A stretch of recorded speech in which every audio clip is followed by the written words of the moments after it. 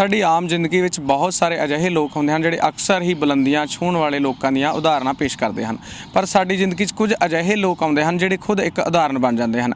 ਅਜਿਹਾ ਇੱਕ ਨਾਮ ਹੈ ਸ਼ਰੂਤੀ ਗੁਪਤਾ ਦਾ, ਜਿਨ੍ਹਾਂ ਨੇ ਲਿਮਕਾ ਬੁੱਕ ਆਫ ਰਿਕਾਰਡ ਦੇ ਵਿੱਚ ਆਪਣਾ ਨਾਮ ਦਰਜ ਕਰਾਇਆ ਹੈ। ਉਹਨਾਂ ਨੇ ਹਿਮਾਲਿਆ ਦੀ 17,198 ਫੁੱਟ ਦੀ ਉਚਾਈ ਤੇ 0 ਡਿਗਰੀ ਸੈਲਸੀਅਸ ਦੇ ਵਿੱਚ 7 ਮਿੰਟ ਆਪਣਾ ਜਿਹੜਾ ਕੱਥਕ ਨਾਚ ਕਰਕੇ ਲੋਕਾਂ ਨੂੰ ਕੁਦਰਤ ਤੇ ਬਚਾਉਣ ਦਾ ਅਤੇ ਆਪਣੀ ਕਲਾਕਾਰੀ ਦਾ ਸੁਨੇਹਾ ਦਿੱਤਾ ਹੈ। ਅੱਜ ਨੇ ਸਾਡੇ ਨਾਲ ਸ਼ਰੂਤੀ ਗੁਪਤਾ ਜੀ। ਸ਼ਰੂਤੀ ਜੀ, ਤੁਹਾਡਾ ਕੀ ਬੈਕਗਰਾਉਂਡ ਹੈ ਤੇ ਤੁਸੀਂ ਕਿੱਥੇ ਹੁਣ ਕੰਮ ਕਰ ਰਹੇ ਹੋ? मैं पंजाब में फ़िरोज़पुर में मेरा जन्म हुआ और मेरा जो बचपन बीता ये हिमाचल प्रदेश में सोलन में बीता।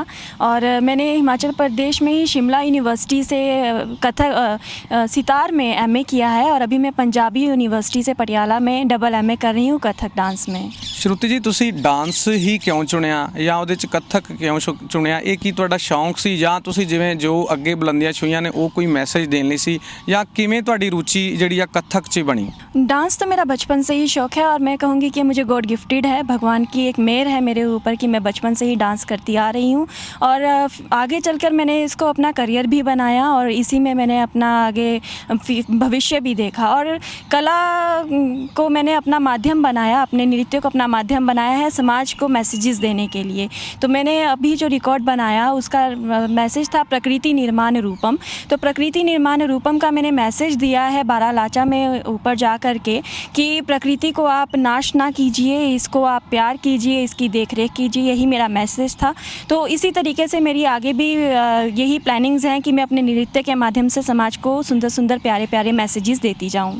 ਸ਼ਰੂਤੀ ਜੀ, ਤੁਸੀਂ ਇੰਨੀ ਉਚਾਈ 'ਤੇ ਜਾ ਕੇ 0 ਡਿਗਰੀ ਸੈਲਸੀਅਸ ਦੇ ਵਿੱਚ ਤੁਸੀਂ ਇਹ ਜਿਹੜਾ ਕੱਥਕ ਨਾਚ ਕੀਤਾ ਹੈ, ਮੈਸੇਜ ਦੇਣ ਲਈ ਜੋ ਕੀਤਾ ਹੈ, ਉਹਦੇ 'ਚ ਕੀ ਤੁਹਾਨੂੰ ਅਖਿਆਈ ਆਈ? ਕਿਵੇਂ ਤੁਸੀਂ ਆਪਣੇ ਹੌਸਲੇ ਬੁਲੰਦ ਕੀਤੇ ਅਤੇ ਕਿਵੇਂ ਤੁਸੀਂ ਉਸ ਬੁਲੰਦੀ ਨੂੰ ਛੂਹਿਆ? ਉਹਦੇ ਵਿੱਚ ਕੀ ਅਹਿਸਾਸ ਸੀ?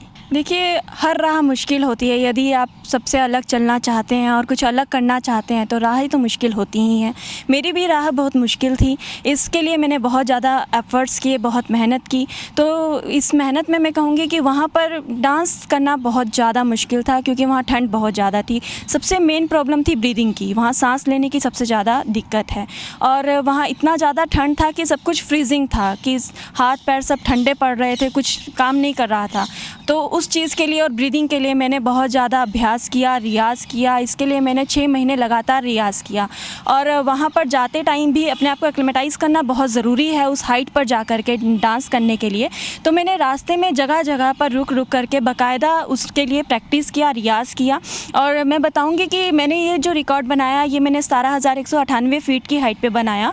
तो उससे पहले एक जगह आती है 3,000 मीटर की हाइट पर कोक्सर, वहीं का जो टेम्परेचर था वो टेम्परेचर ही आपका 0 डिग्री सेल्सियस था। मैंने वहाँ पर भी बाकायदा रुक करके प्रॉपर अपना रियाज़ किया, तैयारी की, अपने आप को मेंटेन किया उस चीज़ के लिए। और फिर जाकर 5,000 की हाइट पर जाकर के समथिंग जो मीटर है उसकी हाइट पे जाकर मैंने फिर वो अपना वहाँ पर परफॉर्म किया। ਸ਼ਰੂਤੀ ਜੀ, ਜਿਵੇਂ ਤੁਸੀਂ ਦੱਸਿਆ ਕਿ ਤੁਹਾਨੂੰ ਨੇਚਰ ਨਾਲ ਬਹੁਤ ਪਿਆਰ ਹੈ ਨਾ, ਤੁਸੀਂ ਨੇਚਰ ਦੇ ਥਰੂ ਹੀ ਆਪਣਾ ਮੈਸੇਜ ਅੱਗੇ ਦੇ ਰਹੇ ਹੋ।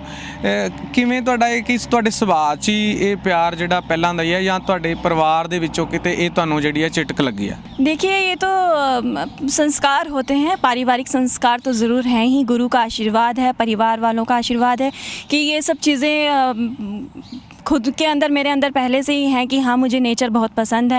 और मुझे क्या, मैं तो कहूँगी कि हर प्राणी को नेचर पसंद होना चाहिए, हर इंसान को नेचर से प्यार करना चाहिए क्योंकि नेचर तो है ही प्यार करने के लिए।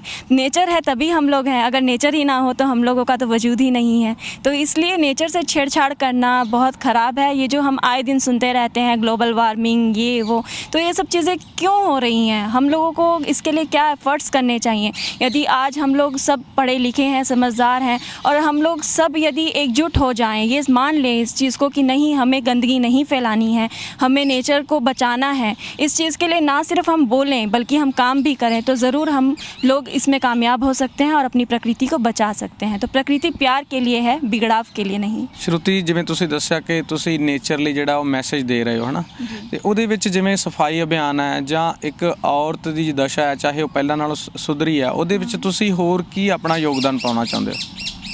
देखिए, सफाई अभियान जो मोदी जी चला रहे हैं बहुत अच्छा है। उसमें तो मैं बिल्कुल कहूँगी कि ये तो होना ही चाहिए। सबको जागरूक कर रहे हैं। जागरूक देखिए, जो शहरों के लोग हैं वो तो जागरूक हैं ही, लेकिन जो गांव देहात जो सब लोग हैं जो अनपढ़ हैं, आज भी जो अवेयर नहीं हैं, उन लोगों के लिए मुहिमें जो चलाई जा रही हैं बहुत अच्छी चीज़ है। बाकी जहाँ नारी के सम्मान की बात है और नारी के विकास की बात है, तो इस विषय में मैं ये कहूँगी कि कोई भी राष्ट्र, कोई भी देश, कोई भी समाज तब तक डेवलप नहीं हो सकता जब तक कि एक नारी डेवलप ना हो, क्योंकि पुरुष और नारी से मिलकर ही एक समाज बना है। दोनों का आधा आधा अपना अपना एक रोल है। पुरुष और नारी दोनों को कंधे से कंधा मिलाकर चलने की ज़रूरत है।